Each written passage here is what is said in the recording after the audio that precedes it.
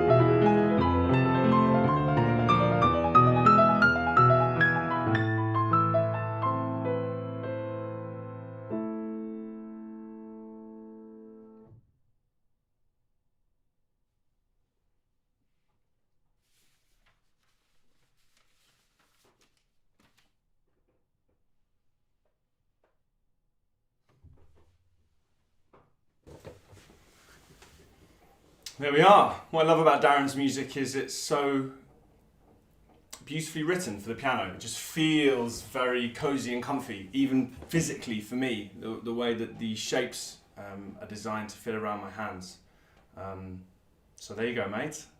And I look forward to playing Fly Away for you as well, after this little bit of Haydn.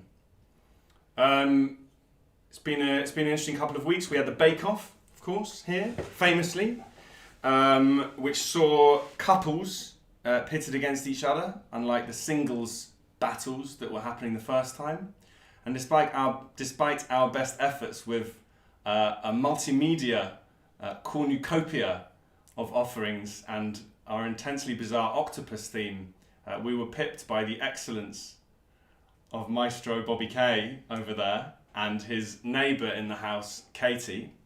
It was an intensely contested activity, and we still haven't eaten all the cake. 2 weeks later? Is it 2 weeks now? Yeah. Christ.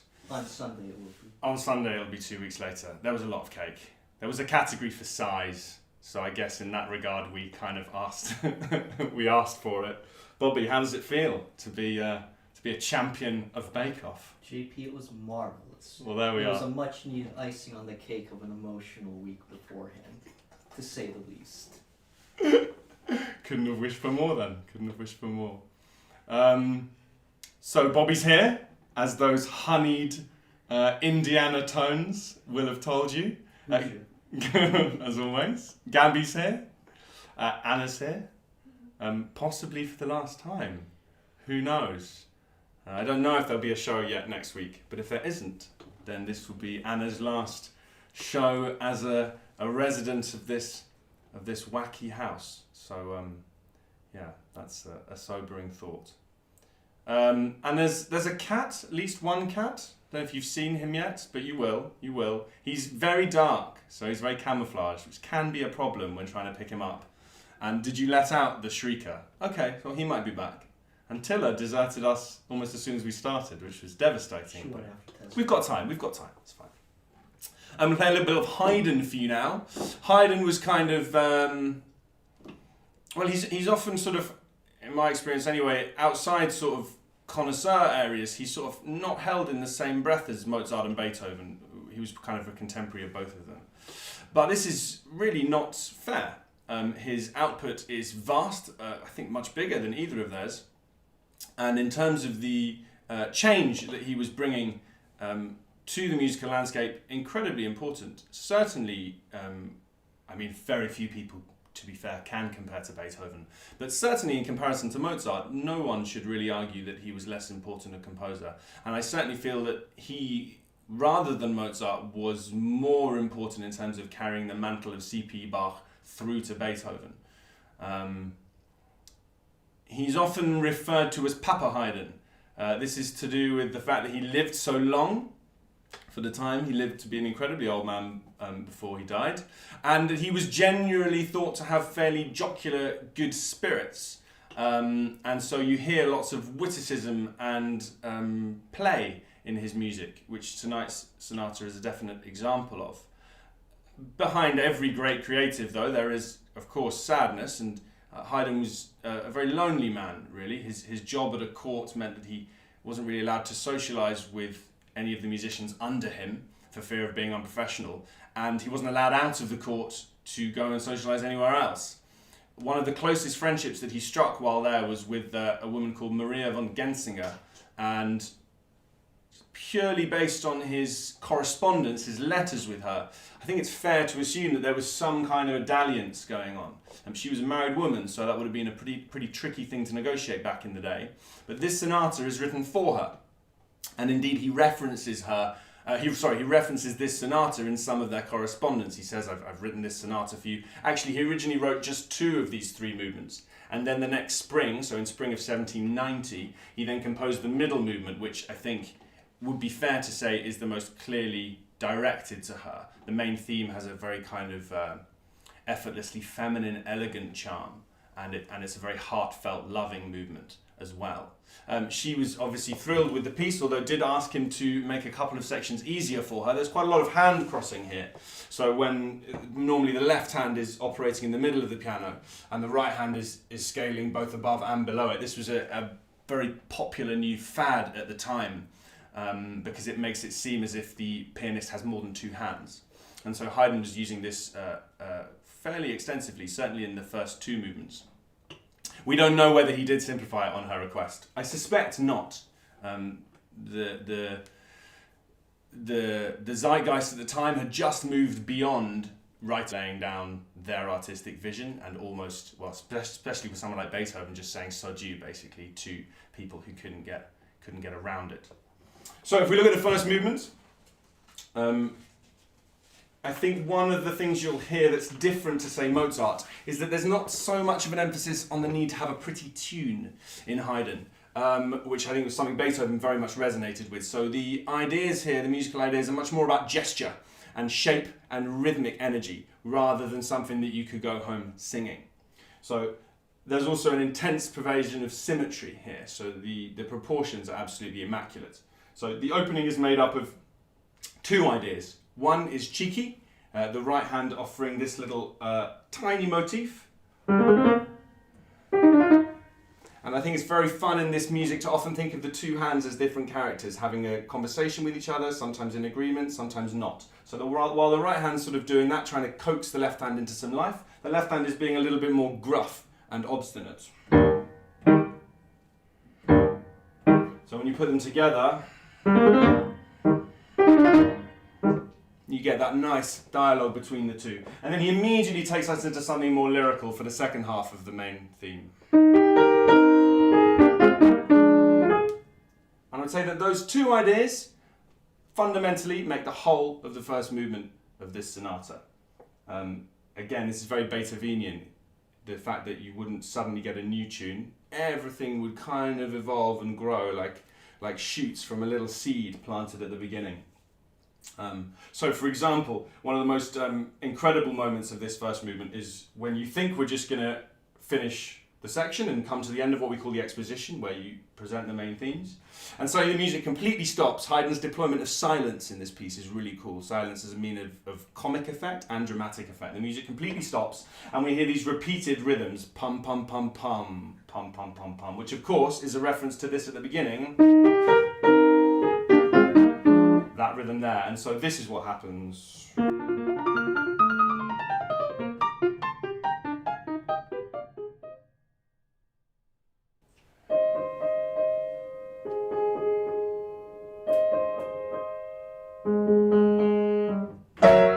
And then suddenly the spell is broken and we're back to life again.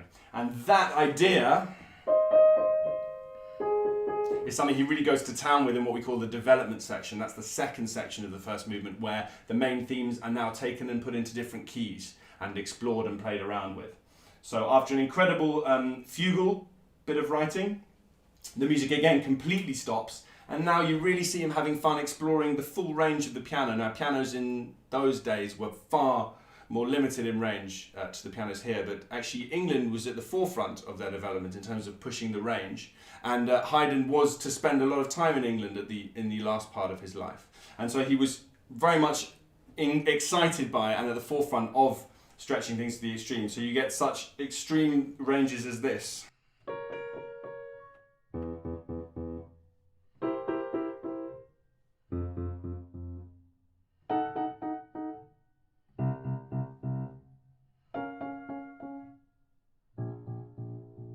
Gets completely lost harmonically, texturally, and at the time would have left people really scratching their heads and not knowing what's going on. But you always feel with Haydn that it's not drama that he's setting up for some grand emotional intensity. It's more that there's a little bit of a twinkle in his eye, and he's kind of seeing how far he can lead you down a certain path before returning you to what was the more expected path. One other thing about the first movement, is at the very end of the first section, we have something called a coda, where the music just kind of emphasizes the key that we've arrived in and just kind of ties up any loose ends. And Haydn uses this moment to bring in a tiny suggestion of a new theme. Here. And then that becomes the entire basis for the first part of the development section, and he turns it into a fugue. A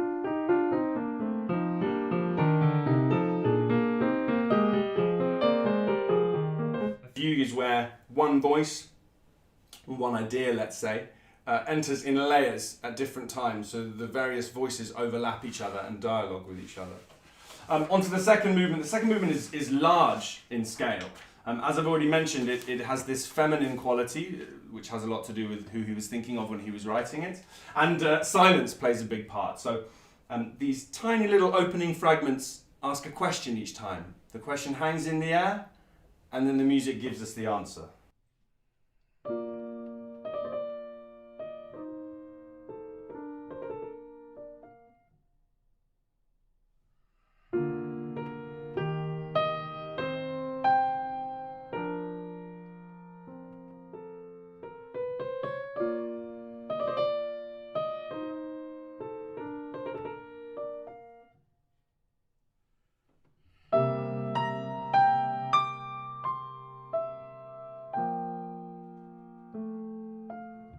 One other aspect that I think is really key in terms of the dedication of this work is that every time you hear this melody, and you hear it quite a few times, it's a little bit more frilly, it's a little bit more decorated, a bit more embellished and kind of cutesified.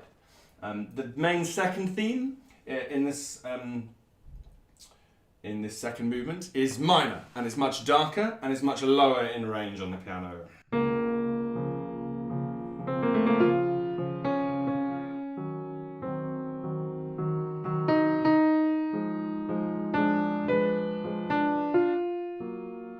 About as close as Haydn comes in this whole sonata to something of real solemnity. And it's interesting because he kind of preempts the minor key there as the second tune, and then when we get to the central section of the second movement, it's there in full and is a little bit more stormy and has some of this hand crossing that Maria asked him to simplify.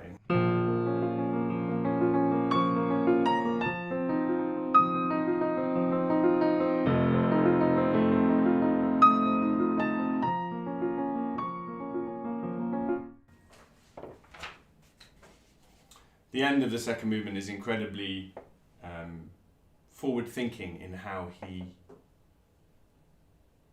completely makes us lose track of where we are. He does this using something called an interrupted cadence. Cadence is 2 chords in a row that end a musical phrase. The most famous one is a perfect cadence, and that one makes us feel like we've come home. No matter who you are, if you hear those 2 chords, feel like we've finished something. So an interrupted cadence is where you take the second one of those and you make it a really bizarre chord that has nothing to do with what we're expecting. So we get, and it's always going to a minor chord in a major key, which is totally not what we're expecting. We're expecting this, and we get, and he does that twice, and the second time he does it,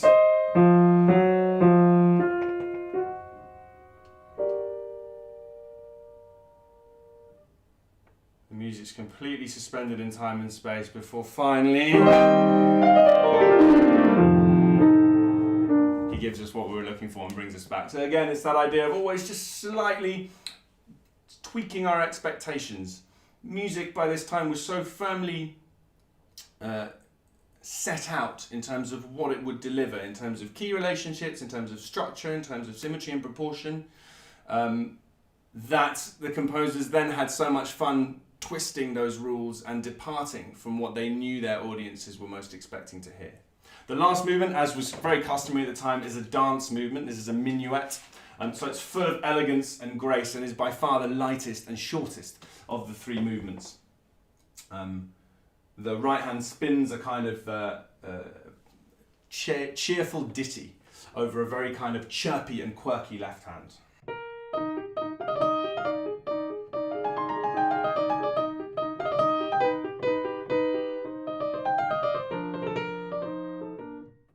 Only 2 things of real interest in this last movement is the fact that so this is what we call a rondo. This is where you have one theme and then you have a contrasting episode, and then you have the same theme and then a different episode and then the same theme. So it's like a round, the main theme coming round and round. And for the first episode, he brings us this theme.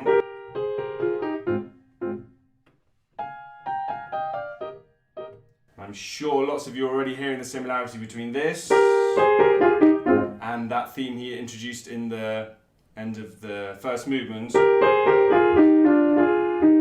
And so there's a lovely unity between the 2 movements there. Just when we think it's all quirky and nothing can really ruin our mood, he suddenly takes us into the minor for this theme.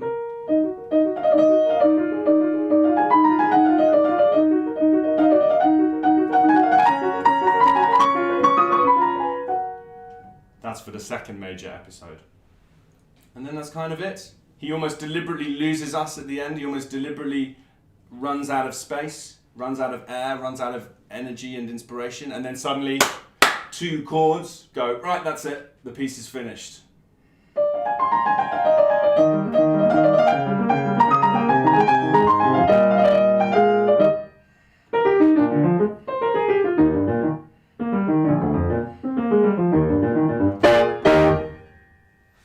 It's really one of my favourite sonatas.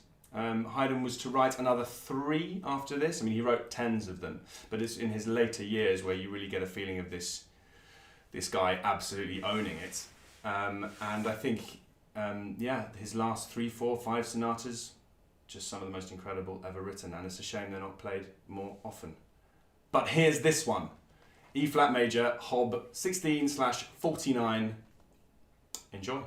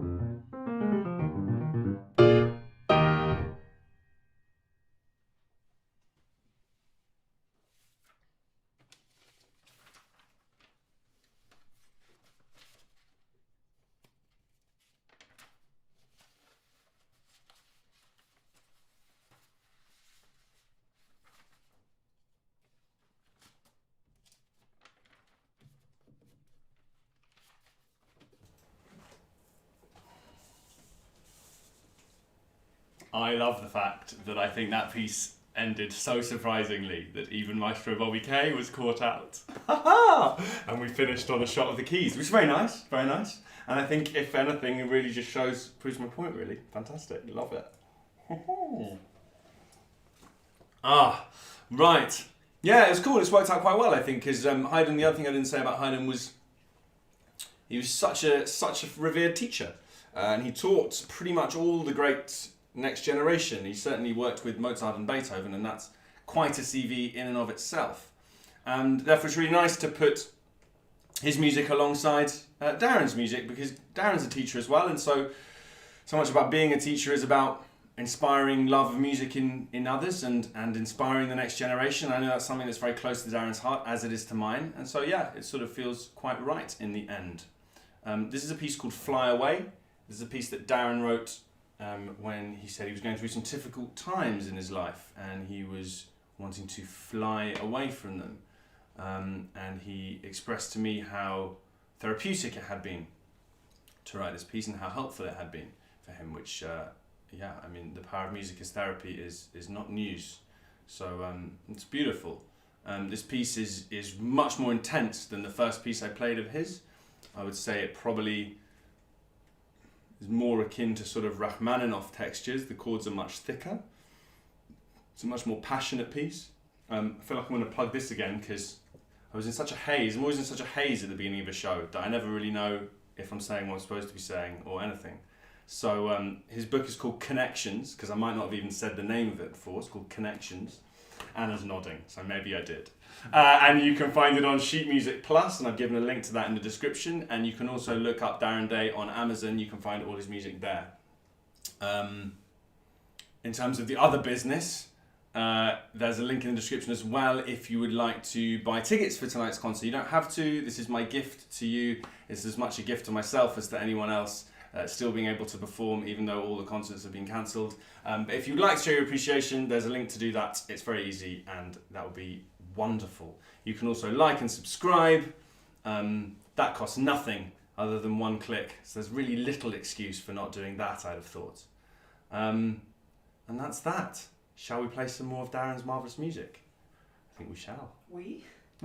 Wow, it's a team effort. Team effort. Gabby is on the Zoom, in case you're wondering how that was magically happening. Bobby, you're looking very relaxed. Are we all good? Are we zooming out? Gabby's zooming out, I think. There's a lot of the royal we going on here, but I'm not sure anyone's taking responsibility for any of it. That's why there's so many of us. Exactly. There we go. Just catch the tree. Oh, there we go.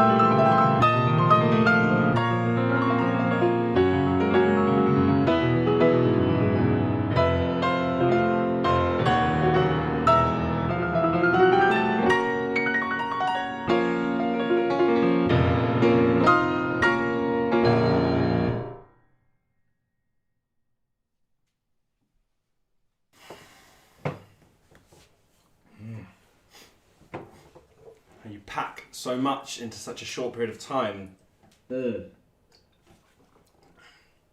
Marvellous. Darren, I hope it's not the last time we'll commune in such ways. But I think the next thing probably, once all this lockdown nonsense is over, is to get some beers.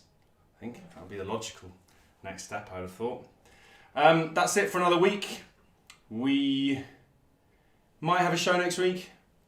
I've got some things I really want to play, just I haven't learnt them yet, so it'll all hinge on that really. But if we do, we do, and if we don't, it'll be the week after. Thanks very much for tuning in, as always. I feel like Christmas combined with vaccine news means we can all have a little bit more of a spring in our step right now. Our resident neuroscientist is certainly positive about the vaccine, and that's good enough for me, all you anti-vaxxers out there. So we can all sign up to that as soon as that's available. But yeah, look after yourselves, enjoy yourselves, and I'll see you next time. Thanks very much for watching. Bye-bye.